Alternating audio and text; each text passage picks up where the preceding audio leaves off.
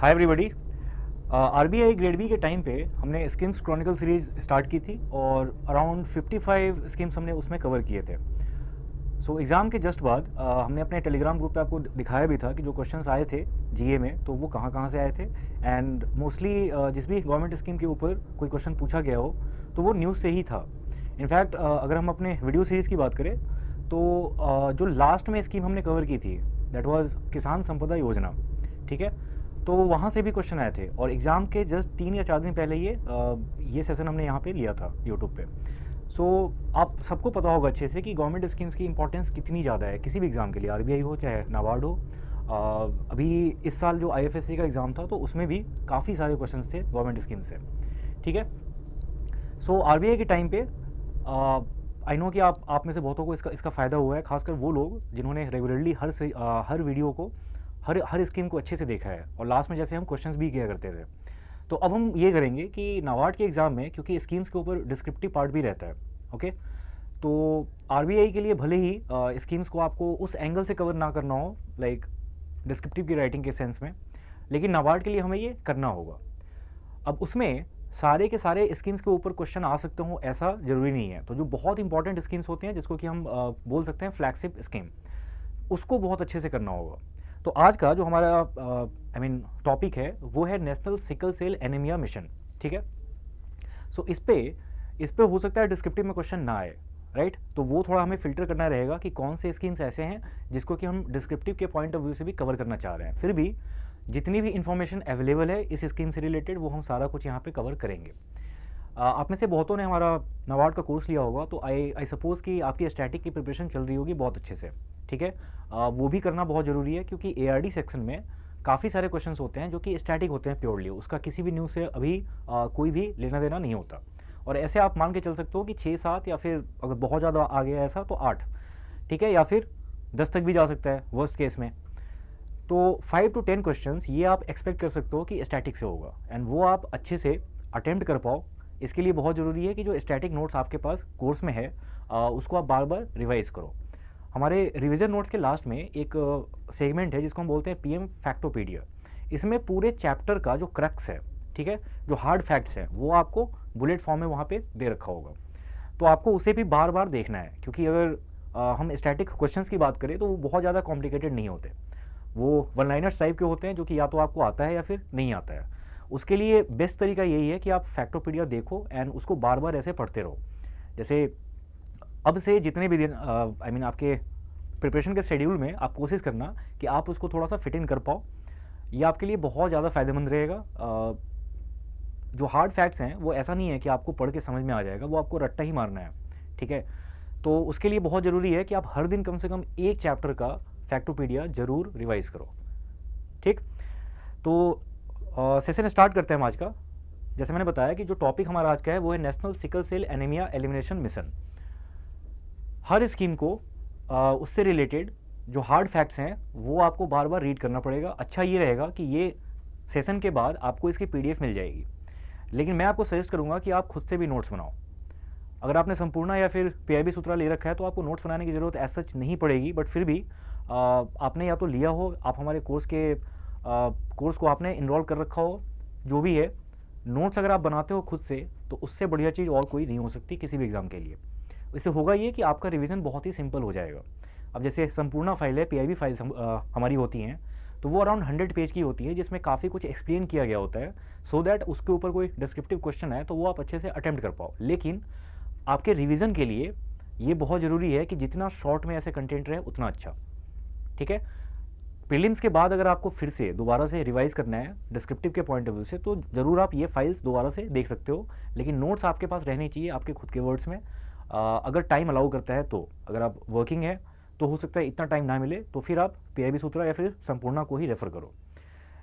इस स्कीम को भी आपको अपने नोट्स के फॉर्म में कन्वर्ट करना है बाद में। अगर आपने ऐसा किया हर स्कीम के लिए तो आपको बहुत फ़ायदा होगा इसका, ठीक है। रिटेंशन काफ़ी ज़्यादा बढ़ जाती है अगर आपके नोट्स आपके अपने वर्ड्स में हैं।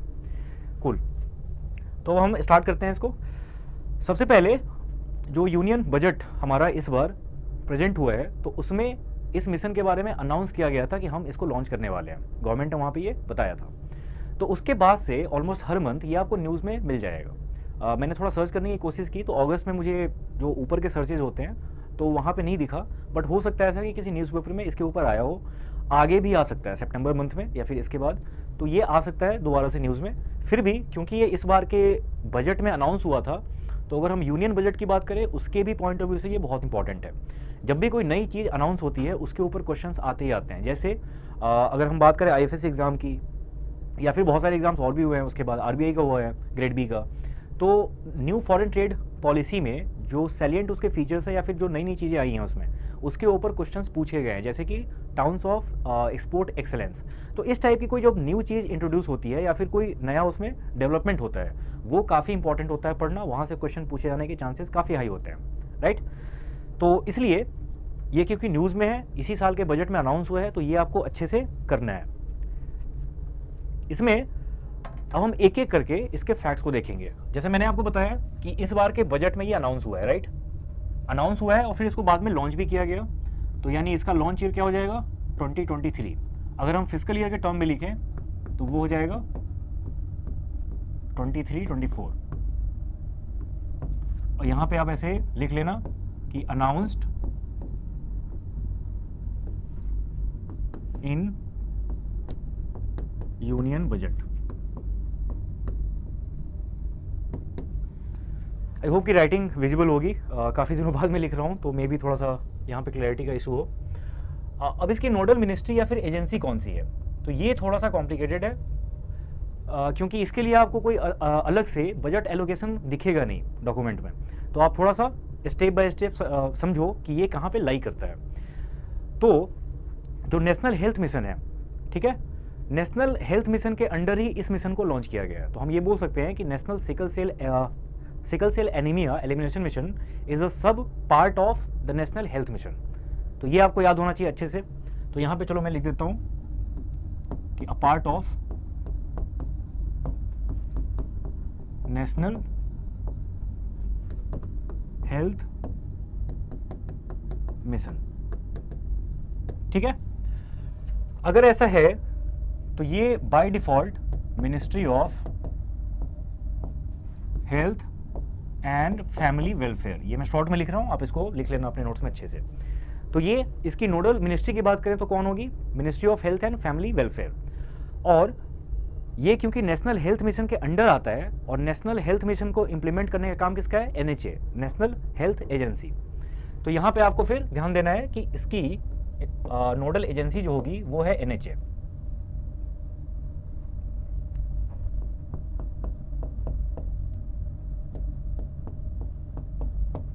नेशनल हेल्थ, ओके, एजेंसी नहीं है, ये अथॉरिटी है, नेशनल हेल्थ अथॉरिटी, जिसको शॉर्ट में हम बोलते हैं एनएचए। अब ये मैंने आपको यहाँ पे क्यों बताया है कि आपको नेशनल हेल्थ मिशन तो दिखेगा, आई मीन जितने भी पीआईबी के आर्टिकल्स आए हैं या फिर न्यूज़पेपर में, वहाँ पे आपको नेशनल हेल्थ मिशन लिखा हुआ दिखाई देगा, लेकिन नेशनल हेल्थ अथॉरिटी के बारे में नहीं लिखा। तो ये चीज़ें आपको एज्यूम करनी है कि नेशनल हेल्थ मिशन को जो अथॉरिटी या फिर एजेंसी इम्प्लीमेंट करती है, वही मतलब उसी की रिस्पॉन्सिबिलिटी इस मिशन के लिए भी होगी। तो ये आपको याद रखना है। तो मिनिस्ट्री हो गया, उसके बाद एजेंसी हो गई। अब ऑब्जेक्टिव क्या है, तो ऑब्जेक्टिव समझने के लिए थोड़ा सा हमें पहले समझना पड़ेगा कि सिकल सेल होता क्या है बेसिकली, ठीक है। तो सिकल सेल क्या है कि सिकल सेल एक ग्रुप ऑफ डिजीज़ है जिसमें होता क्या है कि आपने ब्लड के ऐसे कंपोनेंट्स के बारे में पढ़ रखा होगा पहले, 10th के पहले।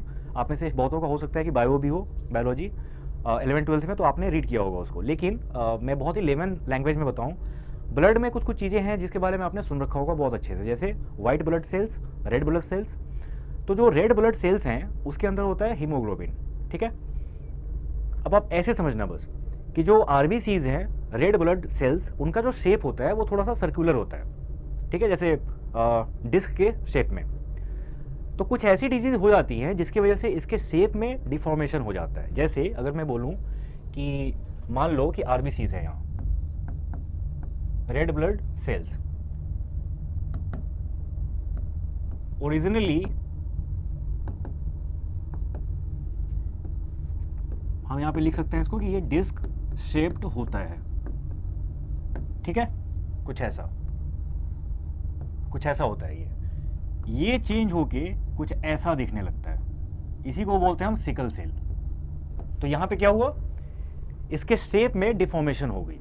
और जब भी मान लो कि नेचुरली बॉडी का कोई भी पार्ट है या फिर ब्लड के जितने भी कंपोनेंट्स हैं, उनका जो नेचुरल स्टेट होता है, अगर उसमें डिफॉर्मेशन हो जाए तो मतलब वो चीज़ बॉडी के लिए सही नहीं है, क्योंकि जो चीज़ ओरिजिनली जिस शेप में है उसका रीज़न होता है एक। आपको इतना डिटेल में नहीं जाना, लेकिन आप ये समझना बस कि जो शेप में डिफॉर्मेशन है उसके वजह से बहुत सारी प्रॉब्लम्स होने लगती है। यहाँ तक आप समझ के छोड़ दो, इसके आगे उस डिजीज़ में एक्चुअली क्या होता है ये आपको जानने की उतनी ज़्यादा ज़रूरत है नहीं। लेकिन जो सिकल सेल ग्रुप है, ग्रुप मैं इसलिए बोल रहा हूँ क्योंकि इसमें बहुत सारे टाइप्स के डिजीज़ होते हैं। उसमें जो मोस्ट हम उसको बोल सकते हैं ऐसा कि मोस्ट कॉमन है, दैट इज़ एनीमिया। इसलिए हम इसको बोलते हैं सिकल सेल एनीमिया। और ये जो सिकल सेल एनीमिया है ये इतना ज़्यादा मतलब प्रॉब्लमेटिक है, खासकर इंडिया जैसे कंट्री के लिए, क्योंकि ये सबसे ज़्यादा इम्पैक्ट उनको करता है जिनके पास हेल्थ केयर की फैसिलिटीज़ बहुत कम है, ठीक है, जिनकी डाइटरी इशूज़ बहुत लंबे टाइम से रही है। तो अगर आप ऐसे सोच के देखो तो जो बहुत गरीब लोग हैं, एंड उसमें भी जो ट्राइबल क्लास से आते हैं, क्योंकि वहाँ तक हेल्थ केयर की फैसिलिटीज़ बहुत ज़्यादा होती नहीं है। और दूसरी बात कि ये जो sickle cell group of diseases हैं ये बहुत हद तक इनको हम बोल सकते हैं कि ये होते हैं हेरिडेटरी, मतलब जनरेशन ऑन जनरेशन ये पास होते रहते हैं, ठीक है। तो अगर किसी पार्टिकुलर सेक्शन ऑफ सोसाइटी में डेप्रिवेशन बहुत लंबे टाइम से चलती आ रही है तो उसका फिर नुकसान बाकी बाद के जनरेशन को भी होता है, क्योंकि ये जो डिजीज़ है ये आगे के जनरेशन में भी फैलता है फिर। तो इसलिए यहाँ से आपको थोड़ा सा आइडिया आएगा। एंड ये इस मिशन का ऑब्जेक्टिव ये है, वो ये कि ये मोस्टली ट्राइबल पीपल को कैटर करता है, क्योंकि जो सबसे ज़्यादा केसेस हैं सिकल सेल के वो ट्राइबल ग्रुप ऑफ पीपल में है। जो हमारी ट्राइबल सोसाइटी है वहाँ पे सबसे ज़्यादा केसेस देखे जाते हैं सिकल सेल एनीमिया के। तो अगर मान लो कि एग्ज़ाम में क्वेश्चन आता है कि this mission has been launched only for tribal people, तो ये गलत होगा, क्योंकि कहीं भी किसी भी डॉक्यूमेंट में ऐसा नहीं लिखा है कि सिर्फ ट्राइबल पीपल को ही यहाँ पे सर्व करना है। लेकिन वहाँ पे आपको मोस्टली दिखाई देगा, क्योंकि जो सबसे ज़्यादा लोग हैं जो अफेक्टेड हैं वो ट्राइबल सोसाइटी से ही आते हैं। तो यहाँ पे मैं इसी लैंग्वेज में लिख देता हूँ।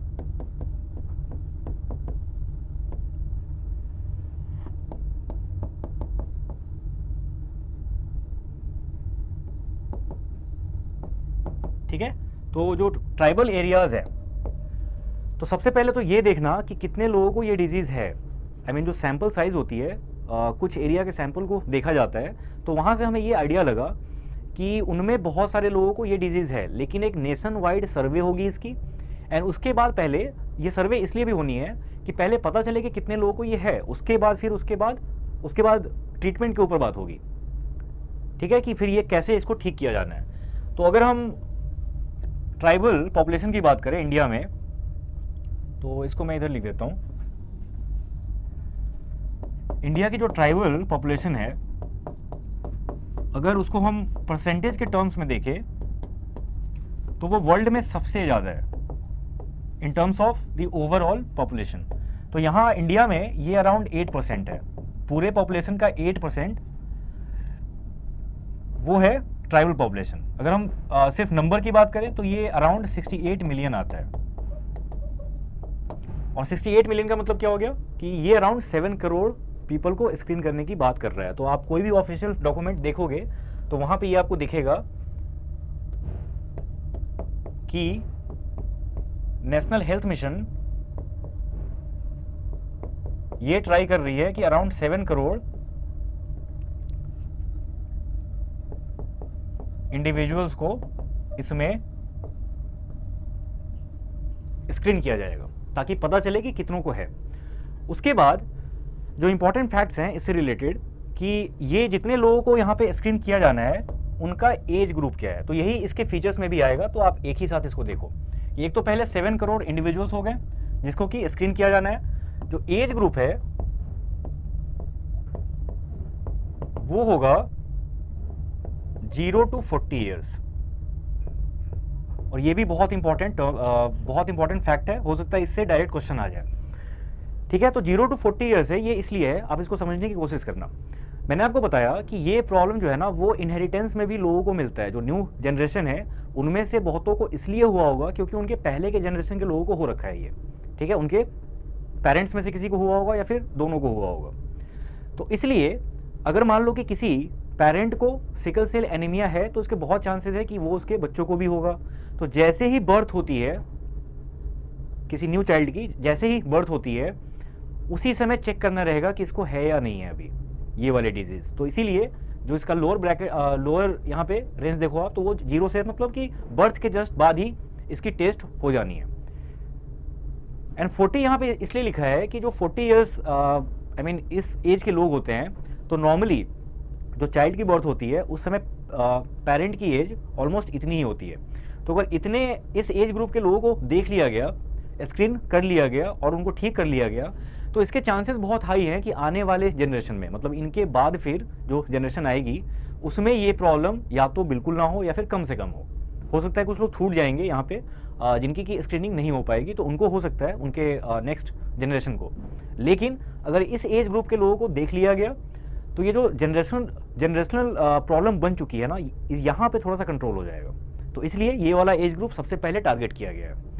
इसके बाद हो सकता है कुछ और भी एज ग्रुप के लोगों को इंक्लूड किया जाए, बट वो अभी ऑफिशियल डॉक्यूमेंट्स में नहीं है। ऐसा वहाँ पे साफ साफ लिखा हुआ है कि अगर हम बात करेंगे कितने लोगों को स्क्रीन किया जाना है, दैट इज़ 7 करोड़। ठीक है, तो अगर हम ट्राइबल ऐसे पॉपुलेशन की बात करें वो है 68 मिलियन, ठीक, यानी 6.8 करोड़। और मैं आपको बता रहा था कि कुछ और भी लोग हैं जिनको कि स्क्रीन किया जाएगा। वो लोग कौन से हैं? क्योंकि जो टोटल नंबर है वो है 7 करोड़, तो कुछ तो लोग ऐसे हैं जो ट्राइबल नहीं है। अब यहाँ ये चीज़ आपको पता चलेगी इससे कि कितने स्टेट्स पे यहाँ पे फोकस किया जा रहा है। तो जो हाई फोकस स्टेट्स हैं जहाँ पे कि ये सबसे पहले होने वाला है वो 17 स्टेट्स हैं। आपको पूरा याद करने की जरूरत नहीं है कि कौन कौन से स्टेट्स हैं यहाँ पे, लेकिन आप समझ सकते हो कि वैसे स्टेट्स जहाँ पे कि ट्राइबल पॉपुलेशन बहुत ज़्यादा हो, और उसके बाद जो लोअर स्ट्रेटा ऑफ सोसाइटी है वहाँ पे अगर डेप्रिवेशन बहुत ज़्यादा है तो उस स्टेट को इंक्लूड किया गया है। तो अब जैसे बिहार का लेते हैं एग्जांपल, तो झारखंड के सेपरेट होने के बाद बिहार में ट्राइबल पॉपुलेशन बहुत कम है। बहुत सारे डिस्ट्रिक्ट्स ऐसे भी है जहाँ पे कोई ट्राइब रहता ही नहीं है, लेकिन बिहार को भी, एंड ऐसे बहुत सारे स्टेट्स हैं जहाँ पे कि ट्राइबल पॉपुलेशन बहुत कम है लेकिन फिर भी उसको इंक्लूड किया गया है यहाँ पे। ठीक है, आपको स्टेट का बस नंबर याद रखना है कि कितने स्टेट्स हैं। 17 स्टेट्स हैं एंड अराउंड 250 या 260 ऐसे डिस्ट्रिक्ट्स हैं, ये आपको ध्यान में रखना है। इसके बाद मोस्टली हमने यहाँ पे इसको कवर कर लिया है, लेकिन एक चीज़ बचती है जो कि हर स्कीम में बहुत इंपॉर्टेंट है, वो है इसका बजट। तो क्योंकि ये नेशनल हेल्थ मिशन का पार्ट है इसलिए इसके लिए सेपरेटली बजट एलोकेट नहीं किया गया इस बार। लेकिन आपको नेशनल हेल्थ मिशन का बजट याद रखना होगा कि इस साल कितना है। तो नेशनल हेल्थ मिशन का बजट इस बार का वो है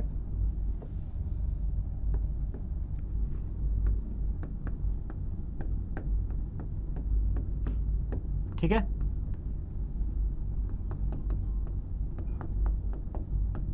और इस फैक्ट को ध्यान से अपने नोट्स में इंक्लूड करना, ये national sickle cell anaemia elimination mission के लिए नहीं है, ये नेशनल हेल्थ मिशन के लिए है। ठीक है, तो some part of it will be used for eliminating national sickle cell anaemia.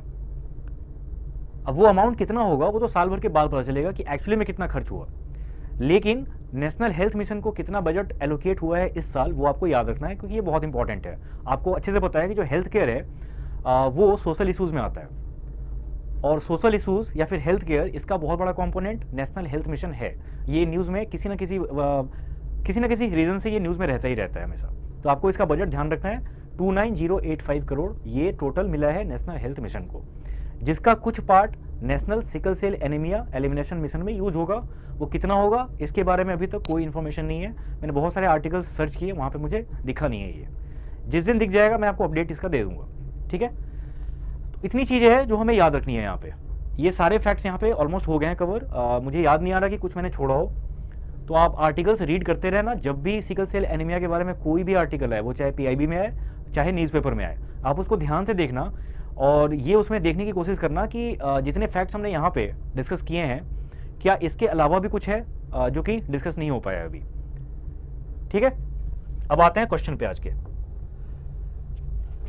तो क्वेश्चन हमारा ये रहा यहाँ पे, जितने फैक्ट से आप देखो कि उसी को यूज़ करके मैंने क्वेश्चन बनाया है।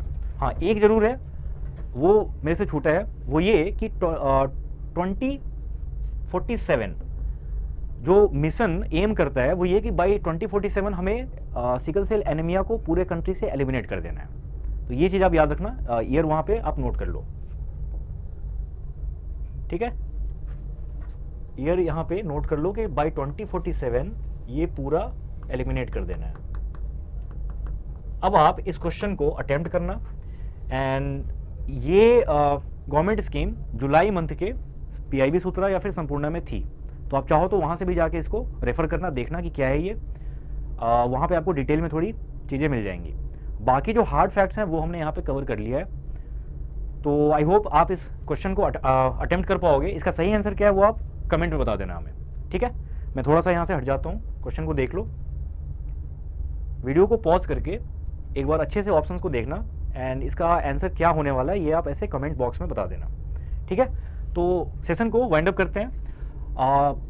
अब से जो हमने आरबीआई के टाइम पे किया था, अराउंड 55-60 स्कीम्स हमने कवर किए थे। तो जितना भी टाइम हमारे पास अब है, हम इसमें हर दिन वीकडेज में एक एक स्कीम कवर करेंगे और कोशिश करेंगे कि वो मेजर स्कीम्स हों, सो दैट क्योंकि जो मेजर स्कीम्स हैं वहाँ से क्वेश्चन आने की प्रोबेबिलिटी बहुत ज़्यादा होती है।